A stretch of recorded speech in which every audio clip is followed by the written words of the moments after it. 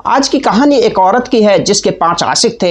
एक अजीब कहानी है जो आपको सोचने पर मजबूर कर देगी। सौदागर के खानदान की एक लड़की की शादी ऐसे आदमी से हो जाती है जो शेरशाह और घूमने फिरने का बहुत शौकीन होता है। एक बार वो सफर पर निकला और लंबा समय गुजर गया, लेकिन उसकी कोई खैर खबर नहीं आई।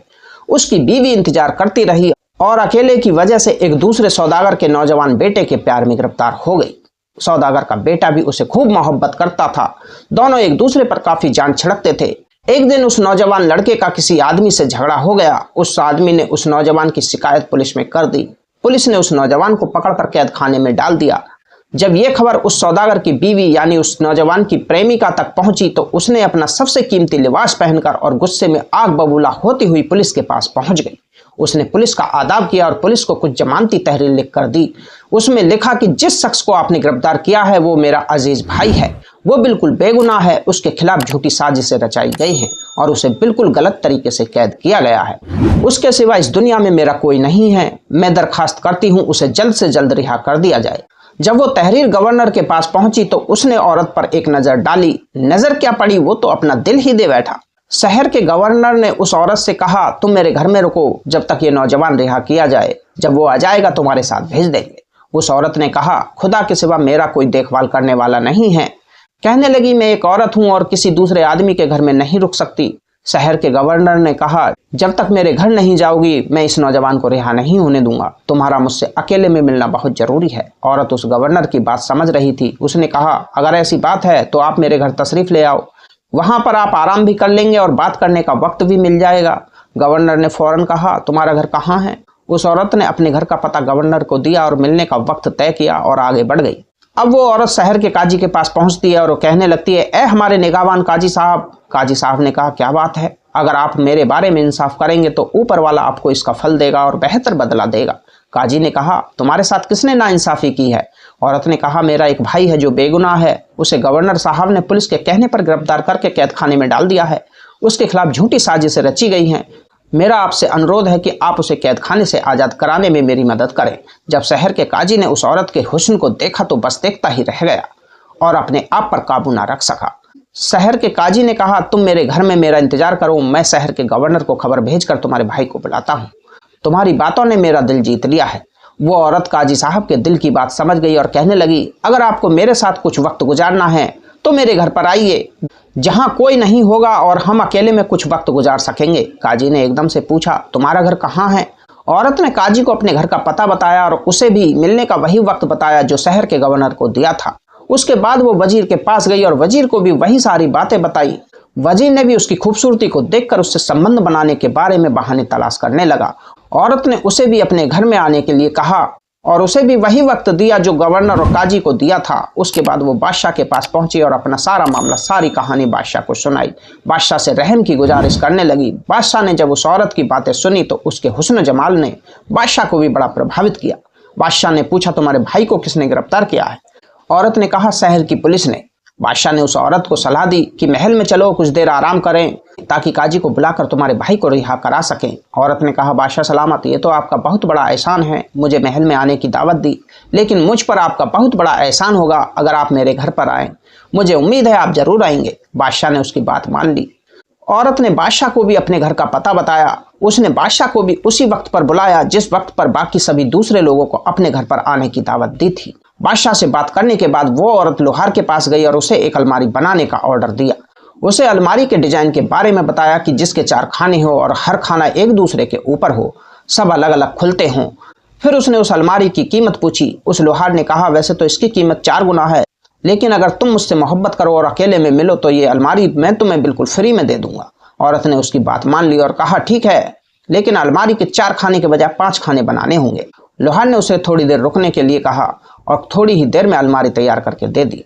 औरत उस अलमारी को लेकर घर की तरफ रवाना हो गई और उस लोहार को भी उसी दिन उसी वक्त पर आने के लिए कह दिया। घर पहुंचकर उस औरत ने कुछ रंगीन कपड़े बनाए जो अलग अलग रंग के थे। उसके बाद उसने उन सब के लिए शराब, फल, फूल और खुशबू का इंतजाम करना शुरू कर दिया। जिस दिन वो सब मर्द उसके घर आने वाले थे उसने अपना सबसे उम्दा लिबास पहना, खुशबू लगाई, अच्छे अच्छे कालीन बिछाए और उनके आने का इंतजार करने लगी। सबसे पहले काजी साहब उसके घर हाजिर हुए। औरत ने बड़े अदब के साथ काजी साहब का स्वागत किया और काजी का हाथ पकड़कर बिठाया।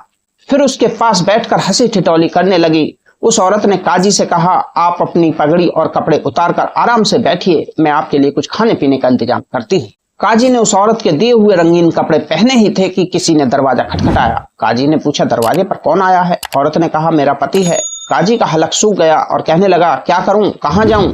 औरत ने कहा, फिक्र ना करो, मैं तुम्हें इस अलमारी में छुपा दूंगी। काजी ने कहा, जल्दी करो। औरत ने काजी का हाथ पकड़कर अलमारी के सबसे निचले खाने में बंद कर दिया। दरवाजे पर गई तो देखा शहर का गवर्नर था। उसने उसका भी स्वागत किया और बड़ी मोहब्बत के साथ हाथ पकड़कर अंदर ले आई। फिर गवर्नर के पास बैठकर हंसते हुए बोली, गवर्नर साहब, इसे आप अपना ही घर समझिए और पूरे सुकून के साथ पूरा दिन यहीं गुजारिए। मैं आपकी सेवा करने के लिए राजी हूँ। आप ये रंगीन कपड़े पहन लो और आराम कर लो। कपड़े बदलने के बाद दोनों बातों में बिजी हो गए। जब गवर्नर ने करीब आने की कोशिश की तो औरत ने कहा, पहले आप मेरे भाई की रिहाई की तहरीर लिख दीजिए ताकि मेरे दिल को सुकून मिल जाता। गवर्नर ने कलम उठाया और जेलर के नाम पर पैगाम लिखा। जैसे ही ये पैगाम आप तक पहुंचे, उस शख्स को रिहा कर दें जिसको ये औरत लेने आई है। औरत ने वो पैगाम संभाल कर रख लिया और उसके पास दोबारा से बैठ गई। गवर्नर अभी करीब बढ़ने ही वाला था कि किसी ने दरवाजे पर दस्तक दी। गवर्नर ने पूछा, ये कौन है? औरत ने कहा, लगता है मेरा पति आ गया है। गवर्नर ने घबरा कर कहा, अब मैं क्या करूं? औरत ने कहा, आप इस अलमारी में छुप जाइए, मैं उसे कहीं भेजती हूँ। उस औरत ने गवर्नर को दूसरे खाने में कैद कर दिया और दरवाजे पर जाकर देखा तो सामने वजीर खड़ा था। वो औरत उसे भी बड़ी मोहब्बत के साथ अंदर लेकर आई। औरत ने वजीर के भी कपड़े बदलवा दिए। अभी वो उस औरत के पास आने ही वाला था कि किसी ने दरवाजा खटखटा दिया। वजीर डर गया। वजीर ने जब मालूम किया तो औरत ने उसे भी वही जवाब दिया और उसे तीसरे अलमारी के खाने में बंद कर दिया और दरवाजे पर पहुंची। इस बार दरवाजे पर बादशाह सलामत आए हुए थे। बादशाह को झुककर सलाम किया और बड़े अदब के साथ उसको भी अंदर ले आई। उसने बादशाह को एक खास जगह पर बिठाया और कहने लगी, मैं कितनी खुशकिस्मत हूँ, आपने मेरे घर की रौनक बख्शी। आप आराम से कुछ वक्त गुजारें। बादशाह को भी रंगीन कपड़े दिए और कहा कि यह हल्का फुल्का कपड़ा है, आप इसे पहनने। उस औरत ने बादशाह का कीमती लिबास उतरवा कर वो रंगीन कपड़े पहनवा दिए। अभी दोनों में बातचीत चल ही रही थी कि दरवाजे पर किसी की आहट सुनाई दी। बादशाह ने पूछा, ये कौन आया है? औरत बोली, मेरा पति है। बादशाह गुस्से से लाल हो गया और कहा, इससे कहो आराम से वापस चला जाए, वरना मुझे भेजना आता है। औरत ने कहा, घबराने की कोई बात नहीं है, मैं उसे प्यार से वापस भेज दूंगी, आप जरा आराम करें। उसने बादशाह का हाथ पकड़ा और चौथे खाने में कैद कर दिया और दरवाजे की तरफ चल दी। दरवाजा खोलकर देखा तो लोहार खड़ा था। लोहार ने झुककर सलाम किया। औरत ने बनावटी गुस्से के अंदाज में कहा, तुमने अलमारी अच्छी नहीं बनाई। लोहार ने कहा, इसमें क्या खराबी है? लोहार ने माफी मांगने के अंदाज में पूछा। औरत ने कहा, उसका 5वां खाना छोटा है, तुम खुद इसमें जाकर देख लो। जैसे ही वो 5वें खाने के अंदर घुसा, औरत ने उसे भी बंद कर दिया। अब वो औरत सीधी कैद खाने पर पहुंची और वहां पर वो पैगाम दिया और अपने आशिक को लेकर घर आ गई। उस औरत ने अपने आशिक को पूरी कहानी सुनाई। वो नौजवान बोला, अब हम क्या करें? औरत ने कहा, इसके बाद हम इस शहर में नहीं रह सकते। उन्होंने अपना सामान इकट्ठा किया और दूसरे शहर को रवाना हो गए।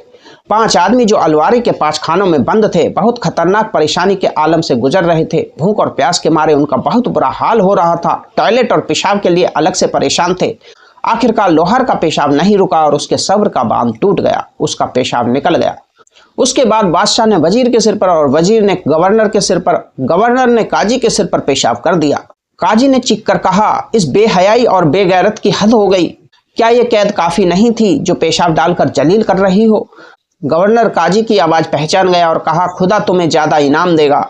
उसके बाद गवर्नर ने शिकायत की। फिर वजीर बोला, खुदा तुम्हें इसका इनाम देगा। वजीर ने घबरा कर शोर मचाना शुरू कर दिया तो बादशाह उसकी आवाज को पहचान गया, लेकिन अपनी इज्जत की वजह से खामोश रहा। तभी वजीर बोला, खुदा उस औरत पर लानत भेजे, उसने बादशाह को छोड़कर शहर के सारे अफसरों को इस मुसीबत में डाल दिया। ये सुनते ही बादशाह बोला, फिक्र ना करो, मैं सबसे पहले इस औरत के जाल में फंस चुका हूँ। ये सुनते ही लोहार ने कहा, मैंने उस औरत के लिए ये अलमारी बनाई थी और मैं ही इसमें कैद हो गया। इसके बाद सारे एक दूसरे से बातें करने लगे। कई दिनों के बाद बादशाह के सिपाहियों ने जो गश्त पर थे ये घर देखा तो एक ने कहा, यहाँ पर एक औरत रहा करती थी, पता नहीं उसे क्या हुआ। एक ने कहा, इससे पहले बादशाह या शहर का काजी हमें लापरवाही के इल्जाम में कैद करवा दे, हमें अंदर चलकर देखना चाहिए। उन्होंने दरवाजा तोड़ा और अंदर चले गए। उन्होंने उस घर में बहुत बड़ी अलमारी रखी हुई देखी और किसी के करहने की आवाज भी सुनाई दी। उनमें से एक ने कहा, शायद इस अलमारी में भूत प्रेत है। दूसरा सिपाही बोला, हमें इस अलमारी को जला देना चाहिए। काजी ने जब ये सुना तो चीख कर बोला, ऐसा हरगिज मत करना। एक सिपाही ने कहा, मैंने कहा था ना इस अलमारी में जिन्न हैं जो इंसान की जबान में बात करते हैं। ये सुनते ही काजी ने कसम खाई और उन सिपाहियों को अलमारी के पास आने के लिए कहा। जब सिपाही अलमारी के करीब आए तो बोला, मैं शहर का काजी हूँ, मेरे अलावा इस अलमारी में और भी बहुत से लोग बंद हैं। काजी ने सबकी पहचान कराई। उनमें से एक सिपाही ने कहा, लेकिन तुम इस अलमारी में बंद कैसे हुए? इसके बाद काजी ने विस्तार से पूरी कहानी सुनाई। ये सुनते ही वो सिपाही एक लोहार को बुलाकर लाया, जिसने उस अलमारी को खोल दिया। काजी, गवर्नर, वजीर, बादशाह और अलमारी बनाने वाला लोहार सब बाहर निकल गए। जब सबने एक दूसरे को अजीबोगरीब रंग के कपड़े पहने हुए देखे तो अपने ऊपर हंसने लगे। आज की वीडियो में इतना ही। वीडियो अगर अच्छी लगी तो वीडियो को लाइक, शेयर, कमेंट करें। अगर आप हमारे चैनल पर पहली बार आए हैं तो चैनल को सब्सक्राइब करें और घंटी वाले बटन को ऑल पर सेट करें, ताकि आगे आने वाली वीडियो का नोटिफिकेशन सबसे पहले आपको मिलता रहे। मिलते हैं दूसरी वीडियो में किसी नई कहानी के साथ। तब तक के लिए धन्यवाद।